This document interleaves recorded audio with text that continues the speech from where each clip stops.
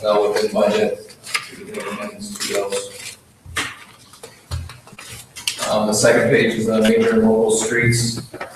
Again, reflective of our budget amendments. You'll see in the major street fund, the construction projects were only about 47%. And that's just because of the work that's going on right now.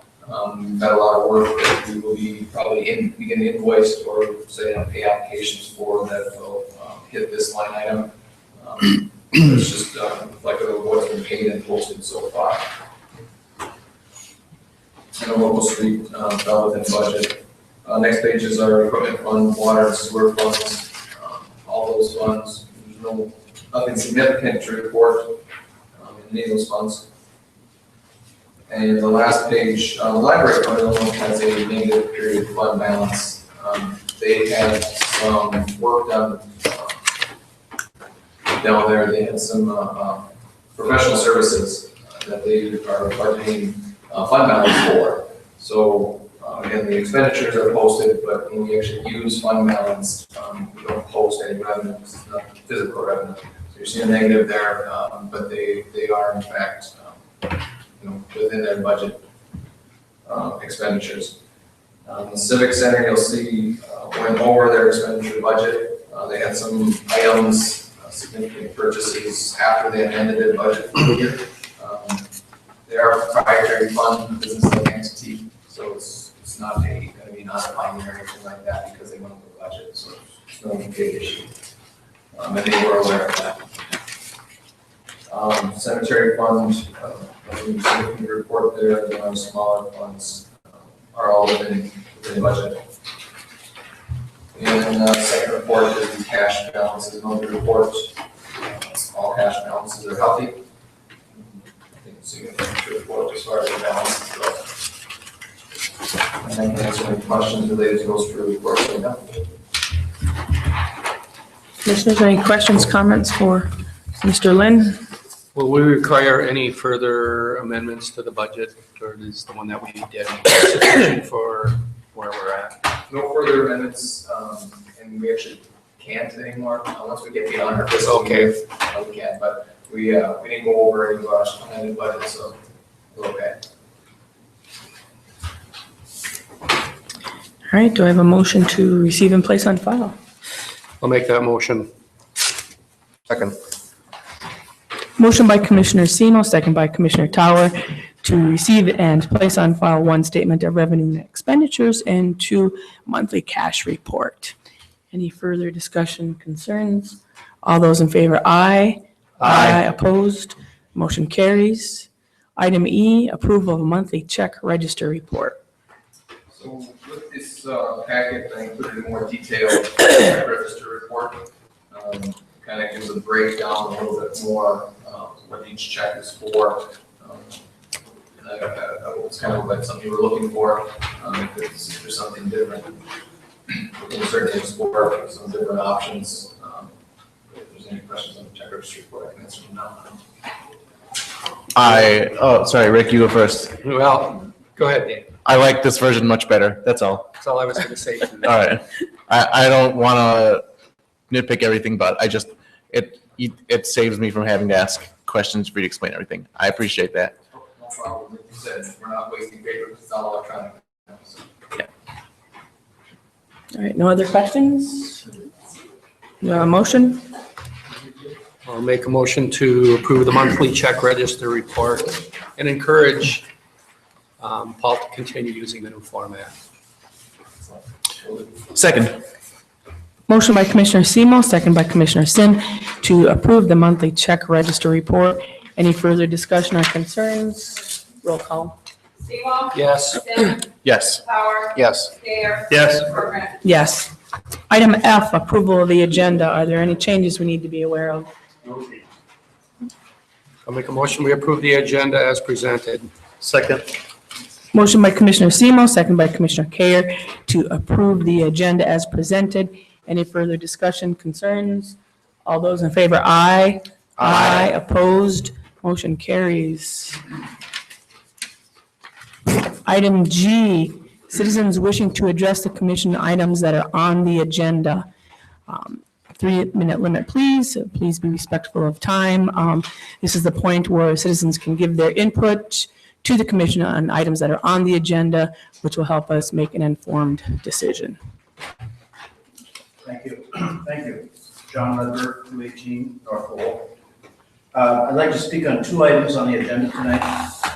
First, item N, the Mount Zion viewing deck. Mount Zion certainly is an asset for the community, but building an observation deck is getting the cart before the horse.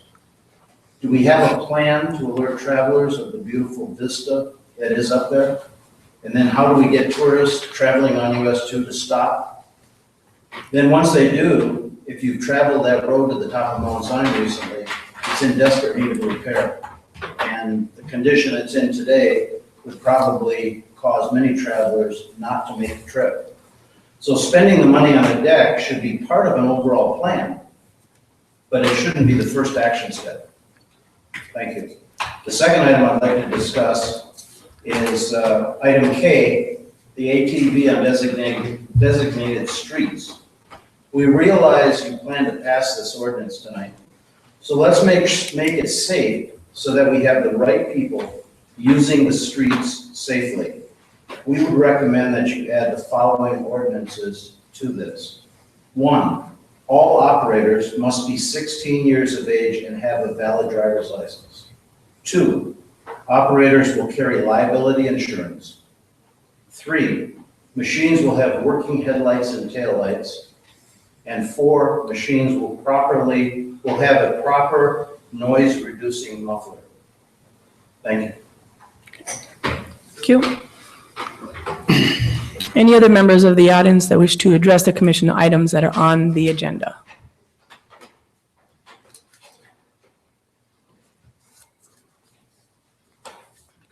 Bill Martell, 647 Huron, and I don't know if that's exactly IJ or K, but there are state requirements that these vehicles pass the state instructed noise ordinance. Thank you. Thank you. I just want to add that should it be easier to register them and test them at that time than to chase them all over town. Thank you.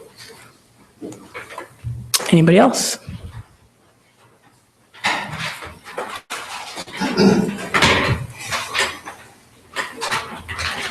Ross Cohen, sir, 103 Clement Street, J and K.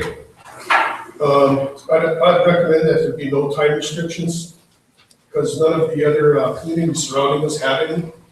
Wakefield, Bessemer, Earl Township, Ramsey, Hurley, Kimmeloma. When you put on the restrictions, you're more or less pushing people away. Spending their money. I would come to your motel and spend a dime if I have to be in by 10 o'clock, and I can't leave before 6. A lot of people use their machines to go to work, whether a lot of people like it or not, midnight shift. I use mine at 5:30 in the morning, I'm on the road. I guess I'm breaking the law, but when you spend $16,000 on a machine, you want to use it just like a moped. Bicycles or roller skates. You're not going to hear me, but it's quieter than my diesel pickup. Then I also recommend keeping the speed limit at 25 everywhere. It'll avoid costs for signage, and it's easier to go with the flow instead of somebody having to wait for an ATV or whoever going 15 miles an hour, 10 miles an hour in your way, just like a pedal biker on the road. 10 miles an hour, whatever, they're in your way at a stop sign, you're behind them rolling with your car. So it's easier to just go with the flow. That's all I got to say. Can I ask a question? Sure. What do you think of the ideas that Mr. Rugbird or John put forward regarding 16 or older having live? All right. I teach the law. All right. Except for the insurance. That's up to you. What do you think about that? You're insured. Okay. All my lights are on. I got the quiet muffler. I'm not out spinning cookies and raising heck with all the neighbors. Do you think? I watch the kids so they don't, that I scold them when they do. Mr. C might believe see me.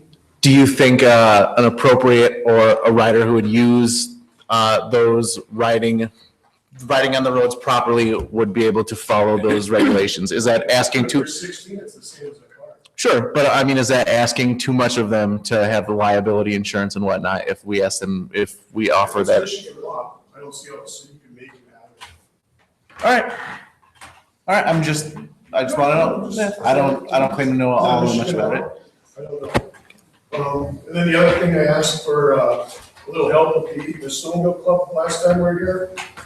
We did some trail work up by Marinester this week, and all the bridges are in, and we had approximately 6 minutes.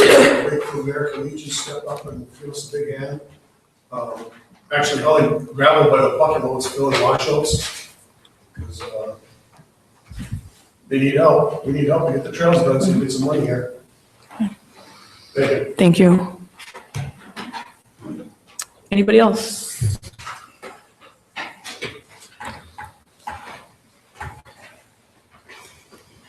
Rob Youngberg, the president of the Western UP Snow Shakers, formerly the Go Get the Grange Trail Authority. Much like Ross had said, I'm here to talk about the opening the streets to snowmobile use. One of the big issues that we have with the snowmobiles is that we are on the edge of a large trail system. A lot of our sleds are coming in from from outside, riding through, to put people in a position where they can't get to their hotel after 10 o'clock. If they have a breakdown on the trail, if they're leaving late from wherever their last location is, you're taking them where they're stuck. The trail doesn't have a curfew. It would be the streets that you're looking at imposing a curfew to, that you'd be then taking out of access to Ironwood, pushing them into earlier or further down the trail, or stopping sooner. Most of your people that come up from out of state to ride are spending anywhere from $1,500 to $3,000 a trip or more just to ride for a weekend, and they come up 2, 3, 4 times a year. And that's a big chunk of money that we're taking and putting into the local community.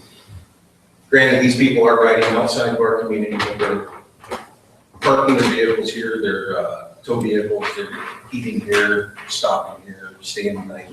So there's a big benefit to the local community for that.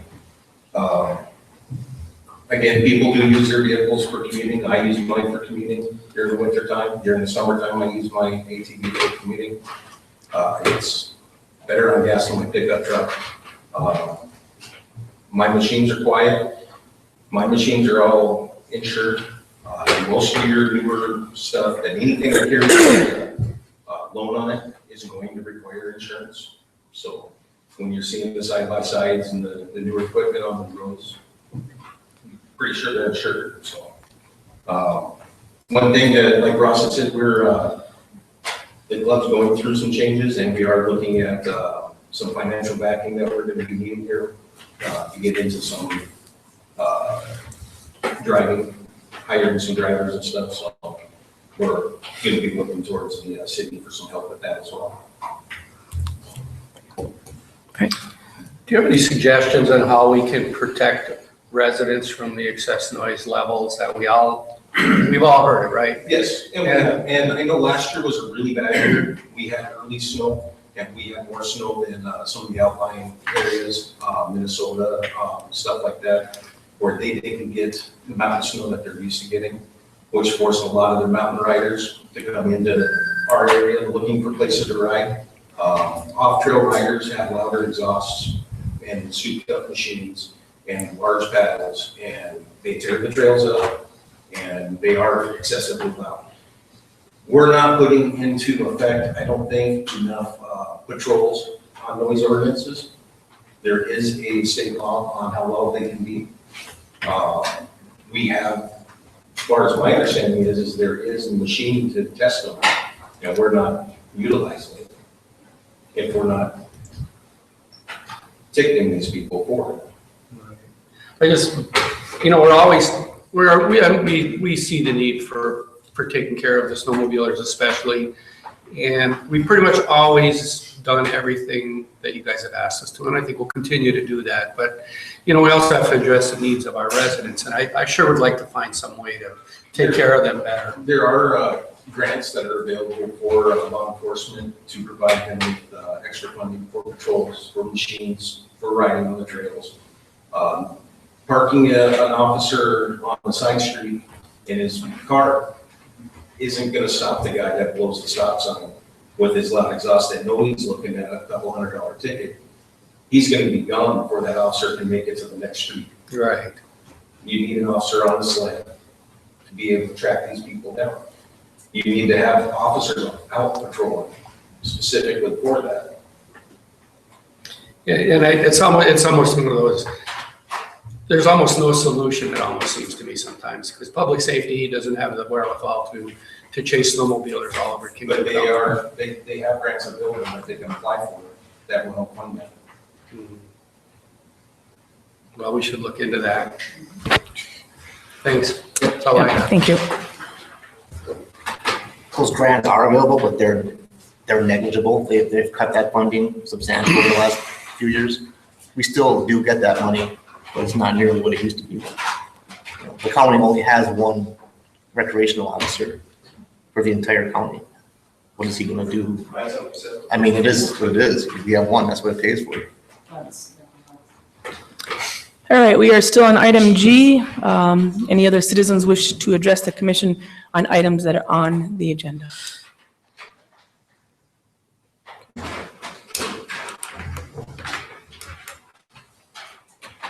Elizabeth Nobby for appointment next week. I live next to the trail, and I agree with what both gentlemen said before. But unfortunately, we have more bad apple than good apple, as they say. And I don't see, when it comes to ATVs, I don't see any patrol whatsoever. The new walking trail, it's called walking trail, is open. There are dirt bikes on walking trails, there are ATVs on walking trail. Because I live next to the trail, I often hear them and I stop and talk to those people, and the only answer I get, I didn't know. That's not acceptable. There's still no signage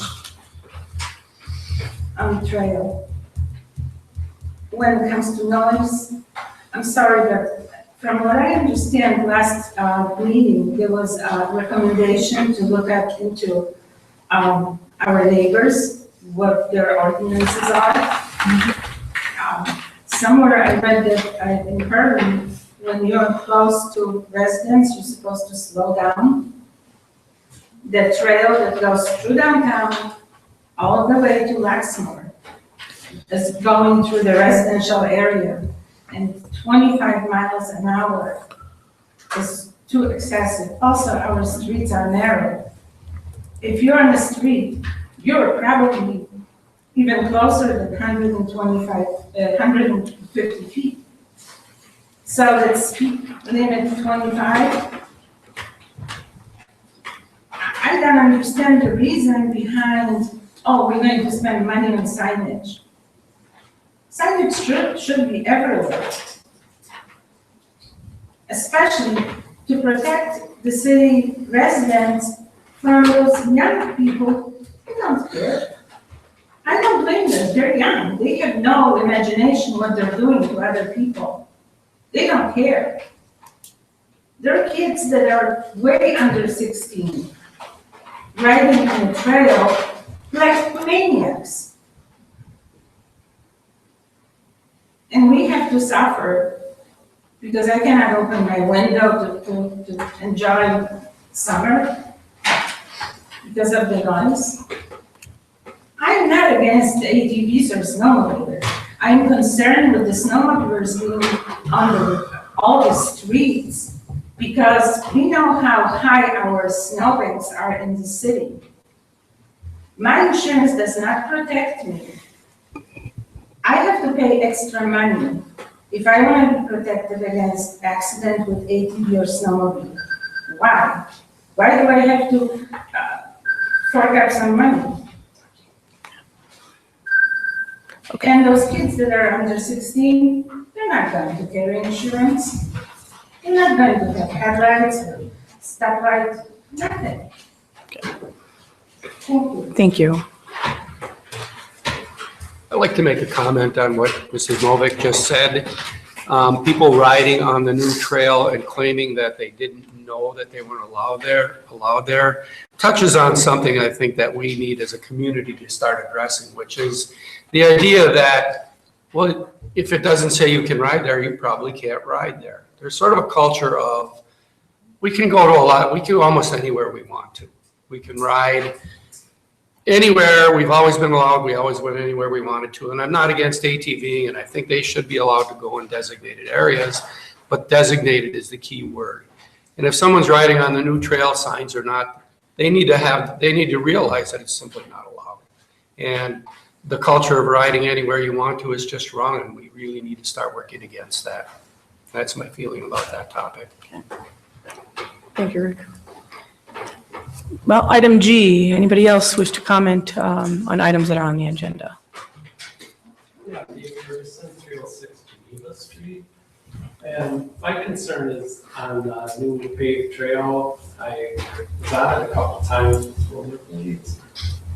And the trail rides side by side with the ATV trail, and the ATVs are throwing gravel up onto the trail. And I'm gonna kill myself, you know, I can't handle gravel and rollerblades. And I thought to myself, there were petitions like those concrete barriers that use on highways. It's not a very long stretch. And if it be petitioned, then the problem would exist. And it isn't just rollerblades, it's bicycles and tires. People are put at risk there. I feel something's going to happen.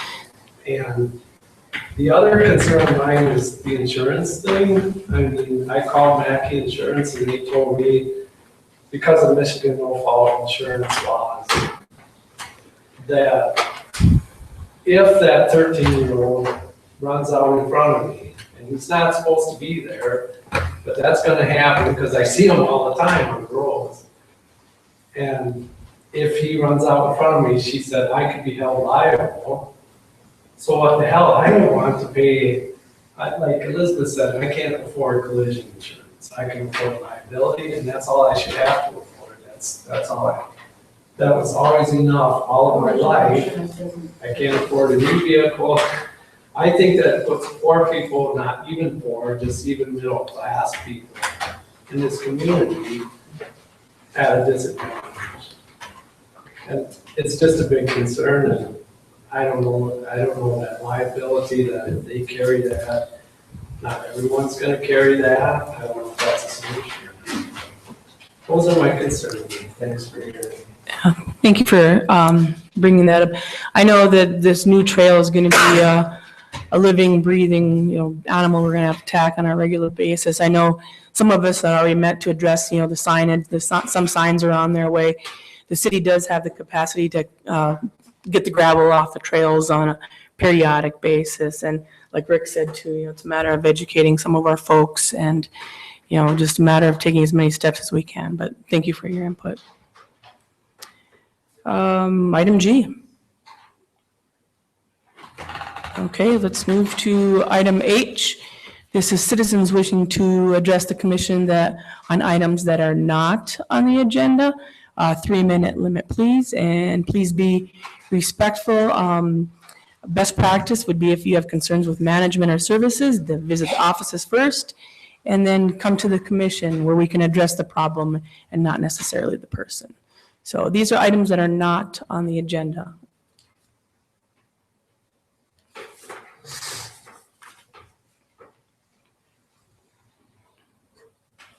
Bill Martell, 647 Huron Street. Now, I was here at the last city commission meeting, and Rick over here more or less voted on the Aurora Land Survey.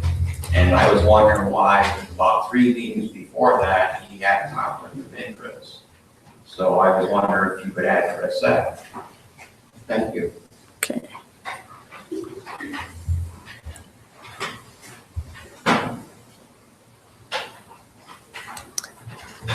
I don't have an answer for you right now, Mr. Martella. I don't recall what the vote had addressed at that time, but it's something we could look in the future if need be. Item H, not on the agenda. Anybody else? Okay, takes us to old business. Item I, discuss and consider approving ordinance number 510, Book 5, to permit snowmobiles on city streets. All right, thank you. The next three items are all fairly similar. We talked about this at the last meeting about opening up the few remaining streets that are currently prohibited to snowmobile and ATV use, to only restricting Business Route 2 and US Highway 2, which are state highways. The discussion also was had about the times and speeds of the different machines. Public safety did research on that, looked at Hurley, Bessemer, and Wakefield compared to the city's current regulations. They do have different, time restrictions in certain areas, and have different speeds in certain communities. Staff discussed that we are still recommending to keep the regulations as presented the last meeting the same. So currently, 25 mile an hour speed limit on the roadways for both snowmobiles and ATVs, as well as the restricted times between 1 p.m. or 1 a.m. and 6 a.m. I know a question was brought up about the speeds and time operations for snowmobiles. It's actually already in the ordinance itself, so there's no need to modify that. It's the same as what's being currently enforced for ATVs, so again, it's 25 miles an hour, as well as the restrictions between 1 a.m. and 6 a.m. So again, the next three items are all rather similar. In the snowmobile, the ordinance before you, there was a slight modification to the language under section 30-603A5. Shall be amended to read as follows. It should say snowmobiles may be operated pursuant to Michigan state statutes and upon such streets as designated by resolution of the city commission as egress routes. In the translation, when we were doing this, we left out and upon such streets. So we just wanted to clarify that. Still the same intent is involved. This ordinance allows you to set, those streets that are allowed by resolution, which is the next item on the agenda, which is resolution 15124. And with that, I can answer any questions really on all three of these items. And if there's more technical questions, Andrew is here to discuss the important. Okay. So we're looking for mostly for the three of these between ATVs or all-terrain vehicles and snowmobiles. They will be the same speed limit. They will be through the same time frame of use. These items were basically brought to the attention of the commission through public safety, making it easier for them to enforce. If I misspeak, please let me. I'm just trying to review here. And then also it is brought to my attention that some of the businesses are actually requesting to get, easier access to their. Okay. Commissioners, any further questions for Michael on item I? And just to note too, on the sign discussion that was mentioned earlier regarding the new non-motorized trail, there are signs that will be put up. That's part of the project package. It's just, they haven't been installed yet, but that to reassure the public, that has been already addressed as part of the project package. Just a technical question, Michael. Don't we usually have a hearing when we have an ordinance? You can, it's not required. Okay. We always have, I'm just wondering. Doesn't matter to me, but you seem to be changing the protocol here a little bit. Doesn't matter though. Okay. I have a question.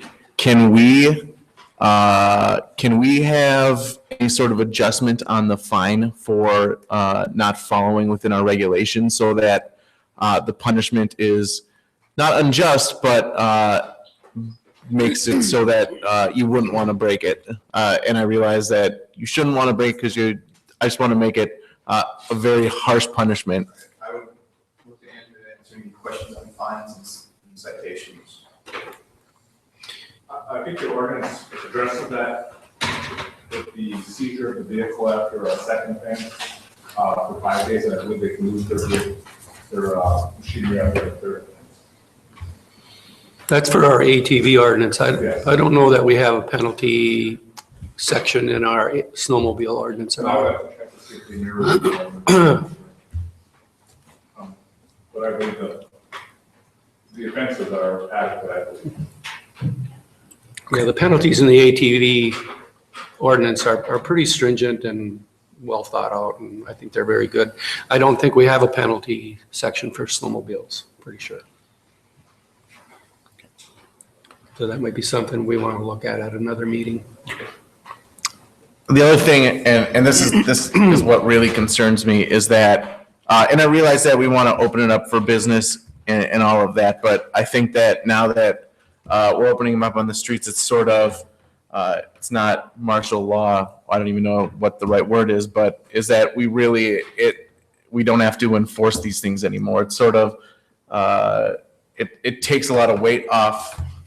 I just don't want it to become unenforceable so we don't have to regulate and, I don't know how to describe it. I just don't want, I'm just very uncomfortable with this. The laws are in place. People still have to drive, follow the rules. They Sure. can't be careless. I mean, if people are operating a machine at excessive speeds or carelessly, we are well within our limits to stop them. People have to be 60 years old to operate an ATV. And I know there are some concerns for people state they see younger individuals, but our challenge is to help them out. I mean, I understand people believe there's no helmets, but being on a lot of states, ATV and snowmobile operators have to wear helmets. So, I can't stop someone if I believe them to be under the age of 16 by knowing them, I can stop them, but I can't just stop someone to see how old they are. I mean, they do have rights also. So typically, if they're operating with a machine that's not having any equipment violations or speeding or operating carelessly, I don't have rights. I guess what the part that makes me uncomfortable is now we're opening it up to all the streets, and there are going to be so many more of them in so many more places instead of just the places that we ask them to be right now. Well, currently, there's only 4 more streets that we're going to be opening up, which is McLeod, Dare, Lowell, and what's the 4th one? They're all pretty much centered around the downtown area. Is it McLeod? I think I mentioned that one, I forget. There's 4 that are it's really focused on the downtown where the restrictions are right now. So we're not really opening up that many more streets, but we're doing it to be able to get, better access to the different locations. So I guess to address that concern, the streets are pretty much fairly wide open right now, except for those 4 main streets that we're looking to open up. Again, Business Route 2 and US 2 are still restricted because there's highways and have different rules attached to them. And the goal here is to get people from their homes to the trails and the businesses. And I think that's still a good goal. And this change isn't really it's not going to make a big change in what's already happening and what we're already permitting. So especially for snowmobiles, just to get things moving, I would like to make a motion, we approve item I. The ordinance in item I, and then we can discuss snowmobiles specifically, rather than throwing snowmobiles and ATVs all into one thing here. I think snowmobiles and ATVs the ordinances should be the same, penalty-wise, enforcement-wise, route-wise. Everything needs to be the same between snowmobiles and ORVs. Why is different? I don't know. It makes no sense. They should be the Well, there same. are real differences in the machines and the way they're used. And for example, in the summertime, people have their windows open. So do you want snowmobiles or ATVs going around at the same hours as snowmobiles? Maybe, maybe not, but it's a consideration. The other, there are a lot of considerations that could be different for one than the other, not just one. No, the two, I think they should be consistent with each other. It's just how I feel. Is opening up 4 more streets going to make a big deal? No, it's not. You're not going to have an influx of ATVs just flooding the streets now that they're open. It's not going to matter. But there's a fine line to walk here. The purpose of this is to get people from their homes to a trail. We don't have a lot of trails in Ireland. We have one that's technically not even open for ORVs, really. And snowmobiles really don't want to be riding on streets anyways. I mean, they're going to use streets as minimally as possible because it's bad for their machines, it wrecks their carbides, it's no fun. So, you know, the other goal is, that's been an ongoing project that Michael's undertaken, is to come up with some routes for these people to take to get them through the town without using streets as much as possible. And that's still going on. But that being said, I just made the motion to approve the ordinance in item I, and I'm just going to stay with that. Second. Motion by Commissioner Semo, second by Commissioner Kayer, to approve ordinance 510, Book 5, as described in item I. Any further discussion? Can I do a roll call? Sim, No. Tower, No. Bayer, Yes. Seymour. Yes. Corcoran. Yes. Item J, discuss and consider approving resolution 015-024, authorizing the use of snowmobiles on designated city streets and alleyways. Again, no new information to address or address well. If you have questions, so those are- My only question is, what do we need this resolution for when if we have the ordinance in place? Because the ordinance allows you to designate the streets by resolution. Oh, That's the resolution is the mechanism to officially designate the specific streets. Because with the amendment to the ordinance previously had a number of streets and intersections in there that were prohibited. Oh, So in order to okay. make it easier, we took all that out and then you just designate by resolution. all right. That's the mechanism. Same with the ATV resolution. I understand. Well, I'd like to make a motion, we approve the resolution in item J. Second. Motion by Commissioner Semo, second by Commissioner Kayer, to approve resolution 015-024, as described in item J. Any further discussion or concerns? Roll call. Bayer, Yes. Seymour. Yes. Sim, No. Tower, No. Corcoran. Yes.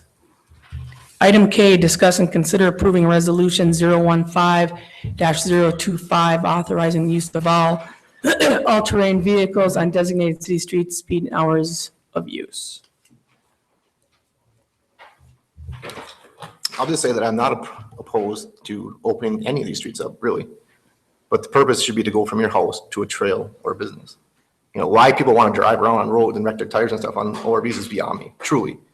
It makes no sense. I have a side-by-side, I run it all the time. You know, but I don't want to ride on the roads, I want to get to a trail. Right. You know, I don't want to see the purpose in this, honestly. I But they totally- should be allowed to go people should be allowed to go from their house, if they live in town, to a trail without being, you know, bothered. But I just don't see why we have to open them all up. I don't know. Well, we're only changing things slightly. I mean, we already have an ordinance that has opened all the streets except for 4 that we're not. And this is just so that, picture a neighborhood, how do I get from here to there? And, you know, certain streets not being open create a real problem at certain times. Especially when you're going from the south side of town to the north side, there are only a few streets that go through. And east and west traffic can be really tough. I don't think that you're going to be increasing the ridership on the streets at all. Neither do I, and I don't think that either. But we should also have a route for these other people to go through, like through the Miners Park or something. There should be a route. And we are Legally working on take. that. We are working on that. I know we are, and I think we should, you know, increase the commission's involvement in this and have a workshop, and we'll talk about that another time. But I think we're past the point where we should get something done one way or the other with the Miners Park. I don't disagree with that at all. We are having a conversation with the Parks and Rec meeting, group next week at the meeting on this topic, so, like I said, we've been working on it and bringing it back to them for the first discussion with that. Why don't you make it a commission workshop? Yeah, I'm with Brandon. It needs to go much faster. I think that's my suggestion anyways, is to make it a commission workshop. And I think that's great. I totally agree with you. Going to this thing that we're talking about now, The only discrepancy seems to be, discussion point is it 15 miles an hour, 25 miles an hour? Is it all night long? Is it 6 a.m. to 1 a.m.? Is it 7 a.m. to 11 p.m.? And you have to decide along the line if you want ATVs to be viewed as any other vehicle on your streets, or if you're kind of viewing them as a unique special case. If you want them to ride in the flow of traffic, then 25 miles an hour makes sense. And if you want them to be riding in the flow of traffic, do you then require, are they a vehicle? At what point do we need insurance for them? Well, that's where we have two, Right. vastly different pieces of equipment. You have an ATV and you have a UTV. You have a side-by-side. Right. A side-by-side is the size of a small Jeep, And Mm. what you're gonna have is you're gonna have 16-year-olds driving this side-by-side that don't have a driver's license and have little to no recognition of the rules of the road. Should they be using turn signals, hand signals? They should at a stop sign. Right. But they don't know what those are. They haven't been to driver's ed. This is the issue I have with putting a UTV with a 16-year-old on a road. The adults on a road with driver's licenses, I don't care. They know what they're doing. It's the younger people on these machines that we're gonna have issues with, I think.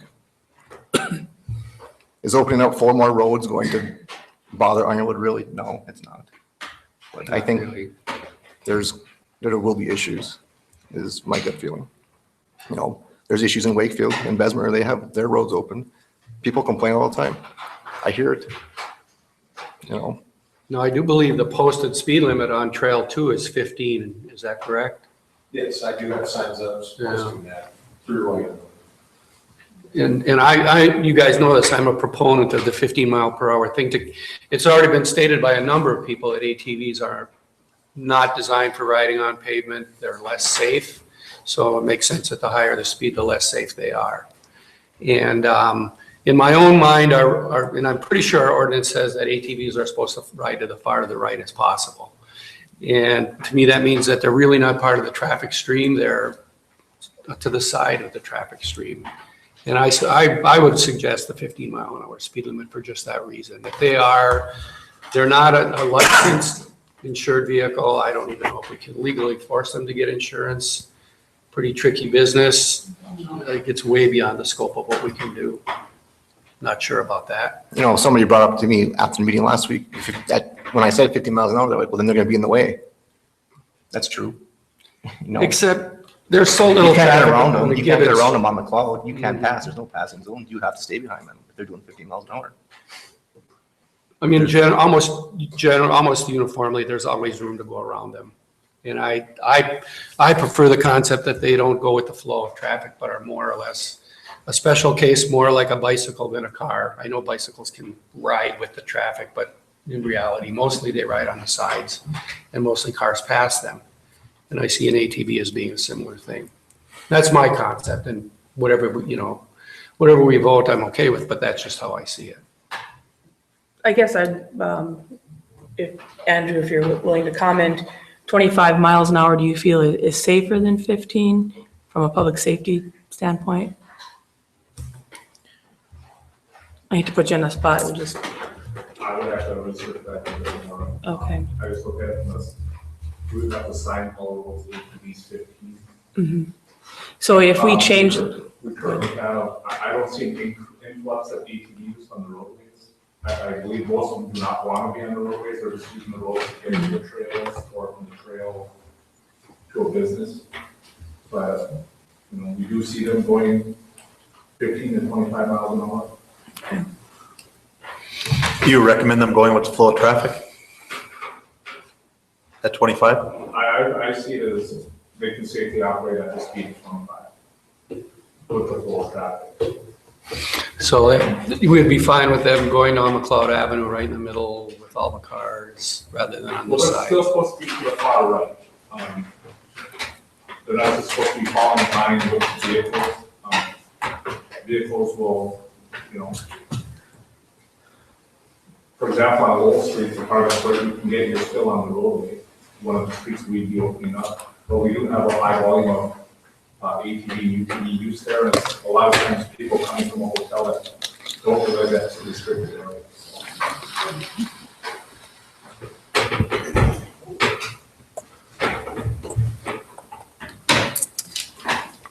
I'm of two minds of it, honestly. It's not an easy decision to make. Either way.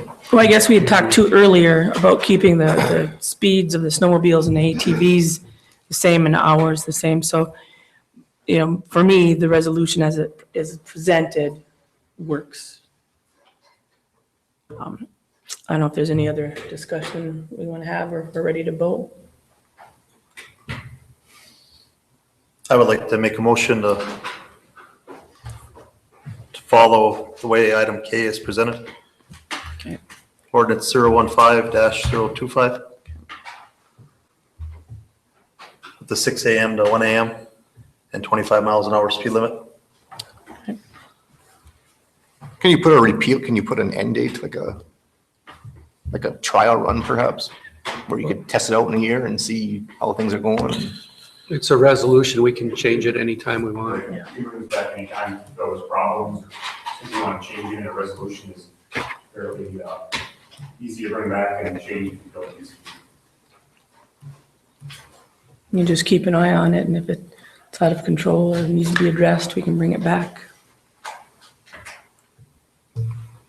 Well, the first time that I get an ATV riding by my house at 2 a.m. zipping down, which happens a lot, I'm coming back here and we're going to talk about this again. So a lot of you trail riders, I understand that you guys do it right, but you guys need to make sure that you guys are working with the younger people to make sure that they do it right and they learn the right way. And it's not the adults that are the Yeah. problem for the most part. It's just the. Need to figure a way to educate the parents. That is the other issue. That is the other issue. That's the thing, we educate the kids, they don't educate their parents, because you can't leave the yard till you're 12 years old with a parent. You gotta be 16 to ride alone. They know that, but they're pulling the wool over their parents' eyes, or else they're using their equipment to babysit their children, which isn't right either. I agree. I know. And there's ATVs that are much slower, they're not gripping around like everybody says, or I don't see them. Especially at 2 in the morning. Okay, we do have a commission, any further discussion? We are looking at a motion by Commissioner Kayer to approve Resolution 015-025 as presented in item K. Is there support? All right, I will support that item. Okay. Motion by Commissioner Kayer, second by Mayor Corcoran to approve Resolution 015-025 as presented in item K. Any further discussion or concerns? I'll support it, but I'm keeping an eye on it. Okay. Believe me, and if there's any issues, and I think there's going to be, but we can try it and see how it goes. Try it on a trial basis. If it doesn't work, you can always come back to Dave. I guess I can support every part of it, but the speed limit part, so that you will know why I vote, the way I vote when I vote. All right, so we have roll call. Seymour. No. Sim. No. Tower. Yes. Care. Yes. Corcoran. Yes. Item L, discuss and consider approval of corrected rural development pay package in the amount of $134,744.81 for the City of Ironwood Phase 3 Utility Project Water portion. Thank you. This is the pay package you saw at the last meeting. This is a housekeeping item. The payment didn't jive with contractor payment. It was $821.86. This just makes that correction. I'll make a motion, we approve the pay package in item L. Second.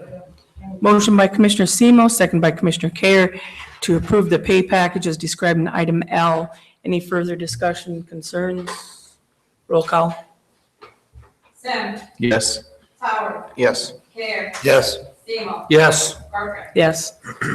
Takes us to new business, item M, discuss and consider approving resolution 015-028, vacating a portion of the Stevens Street right-of-way.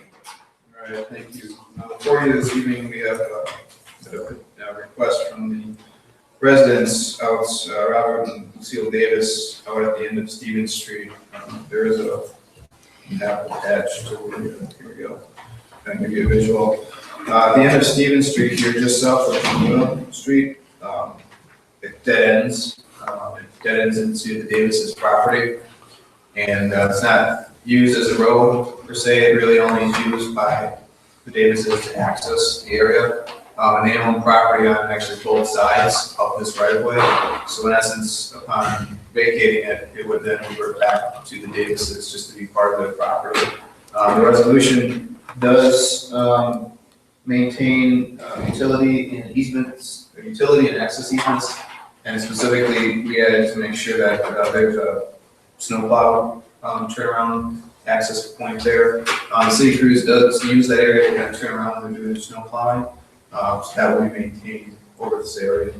Other than that, all the other adjacent property owners still have access to the property, so by vacating this, we wouldn't be taking away any access from existing properties.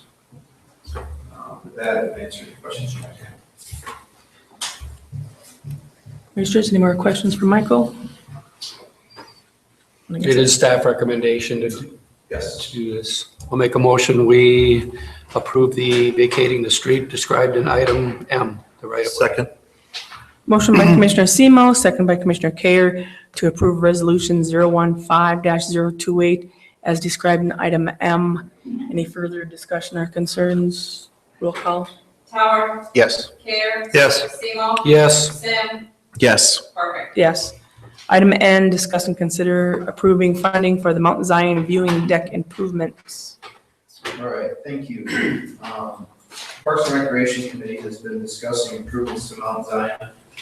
As Commissioner Semo mentioned last meeting, an effort was put together to go up and do some brush clearing at the top of the Mount Zion to open up the views from the area. Parks and Rec has been looking at wanting to construct a viewing deck up there to be handicap accessible, to be able to get people out over the rock outcroppings area to have a view of the area. We've talked a number of different ways to try to fund this. We've talked about looking at DNR grants, society in that direction. We have had a conversation with the community college and the Village Trades Department to see if they would be interested in leading one of the classes to help do the construction.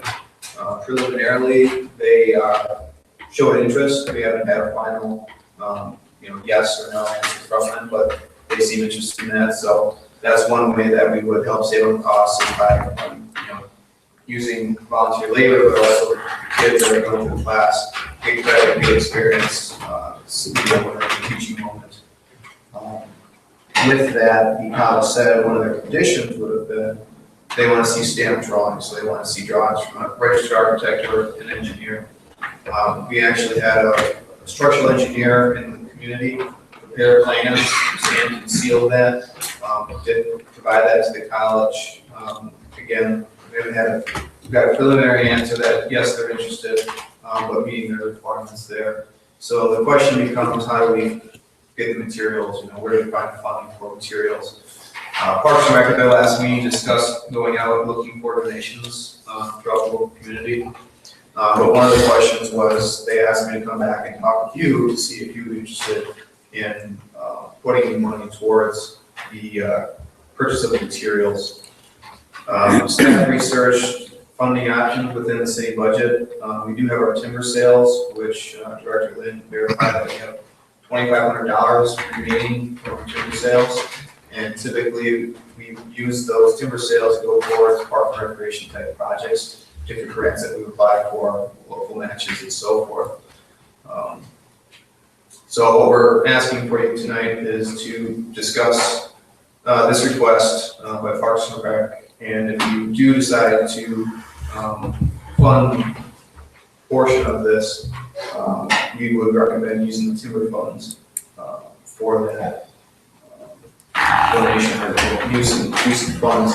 And then essentially we can go out to the, to the community when we're requesting donations and say, okay, look, the city is putting up, X amount of dollars, would you be able to match that to go towards the construction of this deck? And again, a couple other things were brought up earlier.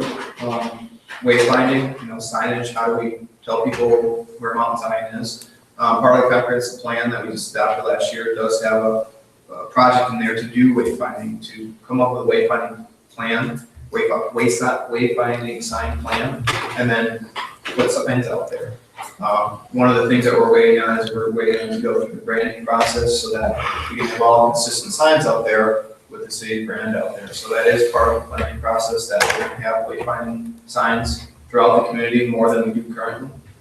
The other question was about the condition of the roadway up to Mount Zion. It is in bad condition, not in this past year's budget, but the prior budget. Funding was requested to repair that. There just wasn't money available for that. So I know, people have brought it up as an issue. Parks and Rec realized that was an issue, and that's why they requested funding for it. But it just didn't work out in the budgeting process. So that's kind of the background. Again, the request, the City Commission is so inclined to put money towards the purchase of materials for the deck. And again, staff recommend consumer sale funds. Michael, have you gotten any updated numbers? The $5,000 number for the total material cost was the number we talked about. Right, we don't have more detailed information, but based on, we have an engineer on the Parks and Rec committee that did some preliminary numbers, and he believes it'll be about $5,000 worth of material cost to purchase the materials. We don't have exact detailed numbers, but that's a close number. And if the cost comes in above what we think it is, then we just scale back the deck. The proposed deck currently is 32 feet wide or 20 feet deep. And it is also beefed up. I mean, from what I've been told, the structural engineer that put the plans together, he put a lot of meat into it so that it's not going to just fall apart. It's going to be able to withstand the weight loads and potential for people, multiple people out there. So a couple things. First, the road is terrible, and I'm sort of in agreement with Mr. Rugberg, is that this is a little putting the cart before the horse, is that putting the deck there and having a really poor way to get to it is not a real great, it's not ideal, I would say. Second is, in terms of Parks and Rec, there are a lot of other things that I think that come higher on the list than a viewing deck at Mount Zion. They should be more concerned with having a park, adding more parks to the area that are much more in line with our comprehensive plan, putting, that's where I think we should be focusing our resources, less than that. I appreciate the work that's gone into it. It's a cool project, there's no doubt, but I just think that they're in the priority list, that this one is not, it's not doing it for me. Thank you, Commissioner Simmons. I kind of agree with that. I don't know where the Park and Rec are as far as building a park somewhere on the north side of the highway. I know that's always been something that they wanted to do, and I kind of agree with Mr. Sims' statements. It's should we look at a park first before a viewing deck? I think the viewing deck is great if you have unlimited funds, but maybe not at this time. I'm not sure. And again, they're a separate committee, recommended by, they've had the Mount Zion project on their radar for the last couple of years, so it's been something that they're looking at trying to accomplish. I think they look at it as a low-hanging fruit type of project, that it's minimal cost to get something nice done for a park, a city park. Again, parks north of the highway that have been identified in the plan as well. That's a major issue. There are no parks north of the highway in those neighborhoods. Again, it comes down to the priority of the Park and Rec when they go through that process every year. Now that we have the plan, they look at all those things and they say, okay, focus on this, focus on that. So again, they made the request, just bringing it to you for the discussion, so I can know what to go back and how to respond to them. Well, it sort of begs the question of, do we even care about Mount Zion enough to invest anything into it then at this point? If this is, as Michael said, low-hanging fruit. We aren't getting a deck for free, but for really a minimal investment, we're getting a nice improvement to one of our most scenic areas. Well, I agree with that. I mean, the moment you put a deck on there, you have to provide some sort of a good way to access it. So, I mean, that basically forces us to put a nicer road there. I mean, why would you build a good deck and then have a terrible road? Exactly. So that's why it begs the question of, do we care about that park enough to really keep on investing in it or not? Because we don't have any money for the road right now. You can get up there. It's not wonderful, but it's fine. You can drive up it. It's not that horrible. But I went up there last fall, they didn't have no trouble Right. making it to the top. You just gotta go slow. And it's really nice up there, and we're getting a deck being, I wouldn't say given to us, but a really relatively small investment on the city's part. What is our investment then total? Ours would be the 2,500. 2,500. Because I would make a motion that any money we would dedicate to it would be contingent upon fundraising for the balance. Mount Zion is not on my list of priorities. Right, I understand. We've got that. a I lot really more do. other things that are actually within the city limits, park-wise, that we should be worrying about. Mount Zion, it's nice up there. It's rustic to get up there. Let it remain rustic for a while longer. I think we should just worry about, things closer to home. Like getting Nordic Park Road paved. We have a park up there that's real nice that nobody can get to for the most part. I guess a question to give direction to Parks and Rec, if you decided not to put any money toward the project, if they're able to fundraise the money they need, would you still have an issue with debt being constructed if there was no money coming out of the city? So that's a question that they're going to ask, because like I said, they have their heart set on kind of moving forward with the project. So to give them direction on, Again, like, that's great if they could fundraise it, but then they're asking our residents to fund this when we should be focusing on other things. That park on the north side of the highway, I think, should be very high on the priority list. And I understand the low-hanging fruit, but when we look at our comprehensive plan, we should be picking off the big ones, or at least putting our time and effort into those. And I don't think that this fits into our comprehensive plan. I mean, even if it does, I don't think it's high on I don't think it's one of the major items that we should be asking our residents to fundraise for. I'm never opposed to people can donate to what they want to donate to. I agree. If they can raise the money, so be it, but I would hope they would put their efforts into something else. It would be my preference. All right, so there's a motion on the table, right? No, there's no motion. Oh, all right, I thought that you I'm did. kind of sensing not a whole lot of interest in this, and that's fine. So no action, I'm hearing any, going once, twice.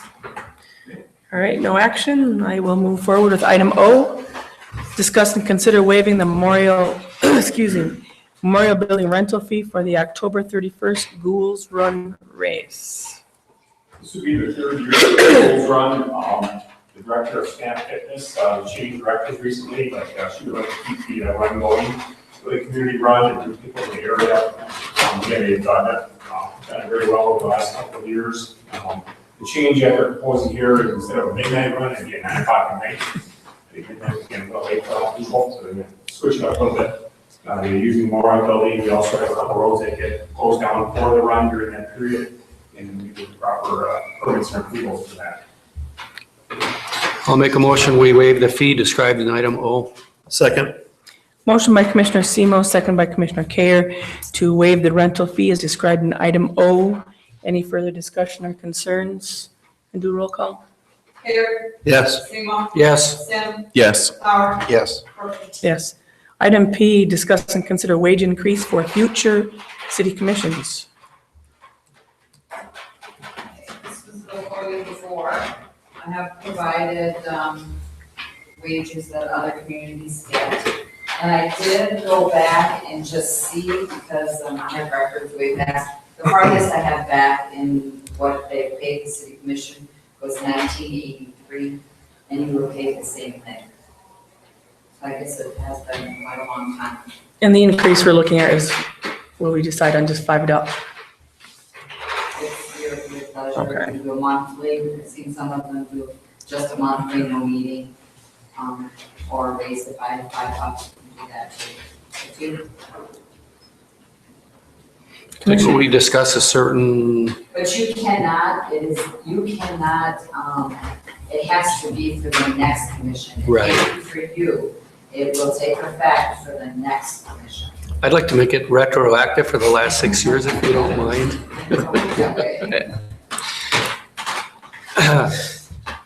So you're asking us to give you an actual number right now? Well, we have there's a handout we have that's attached. I think this is what we had discussed at one point. I know that my first year on, the commission before us voted increase and we voted it down, but I think it is definitely time. So I don't know what kind of number to use. In the workshop, I remember we had talked about maybe $5 a meeting. And what are we getting now, 20? You get 20, and the mayor gets 40 for the first two. And then there's also like a base amount or something like Yep, that? 150 and 100 Per quarter. per quarter. Per quarter. Well, I'd suggest raising the base amount a little bit and the per meeting amount a little bit. Okay. And so we have 2 meetings a month, so that's 10. What do we do for special meetings? If it's a special meeting, I pay you. If it's a work session, I do not. And normally this past year, you guys have put them just before meetings, so you wouldn't get paid anyways. That's what I'm saying. This is a lot of workshops. I was gonna say, we have a lot of workshops. A lot of workshops. Seems like more than ever. Anyway. So you're applying for another day. I would recommend a $25 increase per quarter and $5 per meeting. You beat me to it. Is that what you're thinking? Do you want to make a motion? I'll make that motion. I'll second it. All right, could you repeat that motion? An increase of $25 per quarter and $5 per meeting for the next city commission. And that's really a modest amount, and what we actually get is a modest amount, but it's nice to get something for the others, the amount of work. You don't do this to make money. You just don't. And, for those fortunate enough to get on the next commission, you'll find out that there's a lot more work to this than initially you think. Absolutely. Motion by Commissioner Towers, second by Commissioner Semo to approve a wage increase for future city commissions at $25 per quarter and $5 per meeting. Is that right? Yes. Okay. Any further discussion or concerns? And do roll call.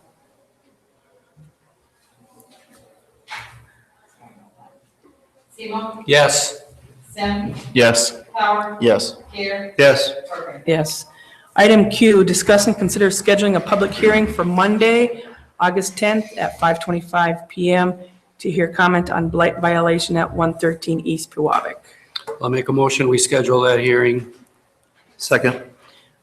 Motion by Commissioner Semo, second by Commissioner Kayer to approve the public hearing as described in item Q. Any further discussion or concerns? Do you need a roll call, Karen? Okay. All those in favor, aye. Aye. Opposed, motion carries. Item R, discuss and consider approval of change order number 1 for Western Gateway Trail Project. Yeah, this is a change order, so it's coming to city commission for consideration. At the bridge abutments over the Montreal River, where the asphalt ties into the trail itself, the bridge decking, it's a pretty steep slope right there. So we had the contractor use some retaining wall timbers in there to hold that soil and structure in place so they could pave over the top of it. So we are looking at $1,100 per side. There are 4 different retaining walls, 2 on each side of each end of the trail. So it's a fair price, and we are recommending approval. And the money is going to come from where? It'll come out of budget dollars in the grant. So we're looking at basically $8,800 or $1,100 4,400 total. 22, it's 1,100. It's, Just per side. per side is 1,100 per end. 2,200. Oh, I'm sorry. But there are Okay. actually I'll make a motion, we approve the change order described in item N. Second. Oh, wait a minute, wrong item. Yes. Item R. Motion by Commissioner Semo, second by Commissioner Kayer to approve change order number 1 as described in item R. Any further discussion or concerns? Roll call. Sim, Yes. Sauer, Yes. Gale, Yes. Seymour, Yes. Kirkland. Yes. Item S, discuss and consider establishing use hours for Depot Park.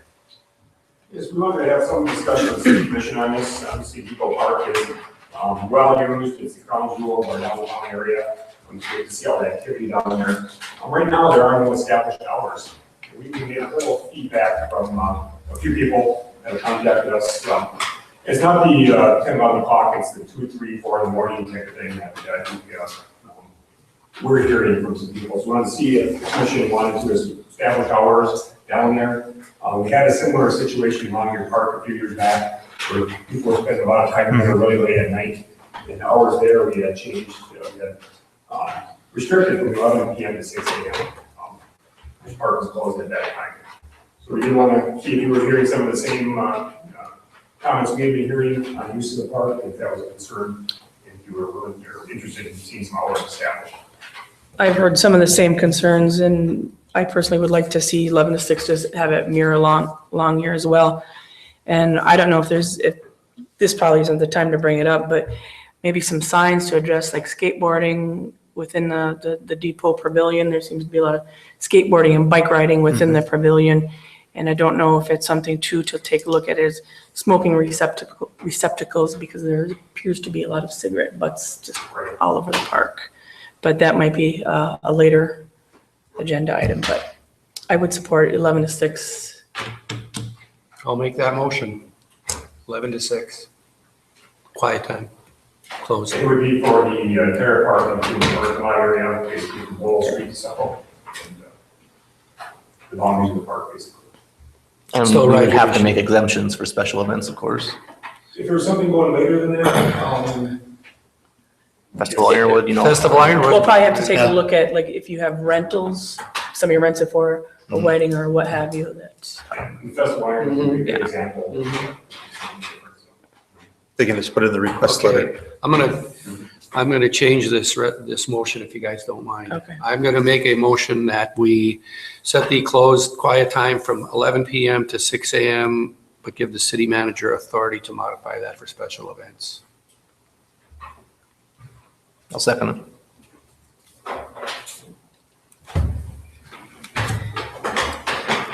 Motion by Commissioner Semo, second by Commissioner Tower to approve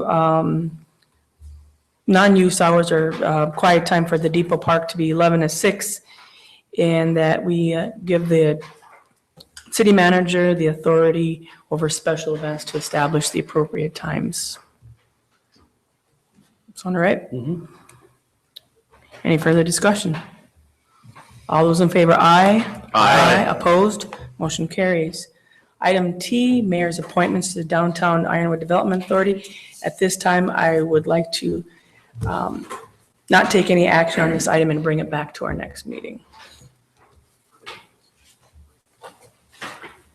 We have some very good qualified, but I would like to look for a little bit more diverse population to apply, so. Item U, manager's report. Sure, a few updates on the project. I'm bringing up to speed on those. The US2 project is moving along well. The contractor is east of Lake Street. They've got to see following on the west end, doing some road work to the road rebuilt. And getting their own contract. It seems like they fall behind a little bit. They put some more resources to it to be able to keep the project within track and completion dates. So things are moving along fine on that project. The Gateway Trail project, again, a lot of people are getting good use of the trail through town. The contractor is doing restoration, turf establishment, that type of thing on the trail. And the signs, I did get a call from the sign subcontractor today, and they will be in tomorrow starting with the signs here. So some of the regulatory signs. So again, we'll get those in place, we'll evaluate what's there, and signs are easy, if we need to add one, take one out, that's one way we can do that, is we see how the dynamics of the trail works. The local street paving project, again, we've been through a lot of the streets, we're going through right now, doing final calculations on where we're at budget-wise. The contractor will be coming back to do restoration, and that's a question that comes up quite often. As they came to a paving, there's an edge alongside on the roads, the topsoil gravel or fixed up, once you get into the adjacent properties. So they'll be coming back to do that here in the not too distant future, get that final restoration done on the areas that have been paved to date. Ritzel Construction is up in the North area. They're doing a water and sewer project. In that area they're working on right now, off of Belford Boulevard, and finishing up the water and sewer on those streets and those blocks. And they're doing the street construction, rebuilding the street as they go. And they'll be moving over to Bud Street and starting up the hill. That's basically the one long block up the hill that'll be done with water and sewer. So again, moving along with that project. We also have Jake's Excavating. They have the urgent need grant, and if you go over there off of Hemlock Street, they're starting to work over there, the water main construction. And also see or hear, their subcontractor will start some blasting off of Pinocchio Road over by the city bus, city public works garage. Again, that's a lot of rock up there, so getting that water main down to the 7-foot bare depth right now, it's just sitting on top of rock, and that's the reason it tends to freeze every time, basically every winter. So that'll be a nice improvement when we get that done. The Safe Routes to School project moving along on high school. Then over there, there's been a lot of sidewalk work being done in and around the school. That's their focus right now to get that done. And they have some trail connections they're going to make to the regional trail, and also some work on in front of the high school. That'll be done now. Or the construction of the project. And then our demolition grant, the hardest hit demolition grant, the commission had awarded bids for 3 properties to be demolished. Contractor was going through their submittals, approvals for environmental remediation of those projects. And we're anticipating those will start within about a week or so. We've got what we're thinking, and we'll start taking some of those properties down. We are receiving bids this week for a series of packages of additional properties to be demolished. We have another 10 properties that will bid this week, and we bring them back to the commission for consideration on the next meetings. So again, still a lot of things going on around town, and with good weather, a lot of work is being done. Item V, other matters. I guess I don't mind going first. Just kind of like to address a letter that was in the Globe about Curry Park. Just a reminder that we do have a DNR trust fund grant that we will be putting roughly $50,000 into the park, modifying the electricity. Part of that will be in-kind work and addressing some of the sites. So that's in tune for next year. So I just want to make it known that we are investing some time into Curry Park. We've kind of looked at getting grant money for that a few times and finally did get some money for that as well. Maybe something for the Park and Rec Committee to consider. I know that the sign does run parallel to the highway. Maybe a V sign would be more, draw people into the park. Might be something to think about, just kind of throwing it out there. Just want to say during the last, Festival of Ironwood, received a lot of compliments on the city. So just want to compliment you as well at hard work on the streets, and the flowers and a lot of things that we're doing are not going unnoticed. So just wanted to put a thank you out there. And maybe something to think about too in the future. We do have these nice new sidewalks. I do notice where the ATV trails are, and the ATVs do come across the sidewalks. They are bringing gravel over the sidewalk. I'm not sure if that's something we could take a look at, maybe doing something with the approach so the gravel's not carrying over onto the sidewalk. So we can put that on our radar to look at as well. Yeah, temporarily, we bring them off and more monitor and look at maybe like an asphalt approach or something. Yeah. That's all I have for other matters. Well, I want to fill people in a little bit on the expensified business that's in our town that's been largely under the radar, and Mayor Corcoran and myself, Scott, Michael, and Nancy Corpola from the DIDA went to a meeting that they invited us to last week. And Expensify has been working very quietly and has 30 full-time employees here and 250, they call them contractors, which I interpreted to be a part-time employee, sort of, work out of their homes, whatever. So they have a big impact and they want to grow here. They really want to grow, and they've been growing like crazy. And they want to move downtown in a big way. And we want them to move downtown in a big way, but the problem is finding the right space for them. And they need a lot of space, like 6,000 square feet. So I'm asking people to put their thinking caps on, or whatever connections you have, and help us find 6,000 square feet for them downtown where we would love them to be. And there's some other requirements they have for being downtown, but that's the first big obstacle, is finding the right space. So just wanted to mention that. It was really exciting, promising. We were all fired up. The reality of finding a space is turning out to be pretty tough, but we're going to keep trying. The other thing was, as Mayor Corcoran mentioned, I've gotten complaints from residents about cigarette butts all over the place at the Depot Park. And do we have money to get cigarette receptacles there? Be a couple, we all use it, but we can always try. Do you need action from us to do that, or? I think it'd be a really good thing too. And that's all I have. Any other matters? Well, it might be a pain in your butt now, Andrew, but you got your ordinance passed. But I think we need to have some feedback on complaints you're gonna get from ATVs in the next few months. So we should get a report. I don't know. Care what the time frame is, what you guys think, monthly or bi-monthly, but we should get some kind of report, I think, just to keep an eye on it. You want a quarterly report? Quarterly would be nice, at the least. That's all I have. Anybody else? Item W, consider closed session to discuss contract negotiations with the Ironwood Professional Police Association, AFSCME Local 1538 unions. I will make a motion. We go into closed session to discuss that item. Second. Motion by Commissioner Semo, second by Commissioner Sim, to go into closed session to discuss negotiations as described in item W. All those in favor, aye? Okay, Aye. sorry, roll call. Power, Yes. Mayor, Yes. Seymour, Yes. Sim, Yes. Corcoran. Yes. Going to closed session.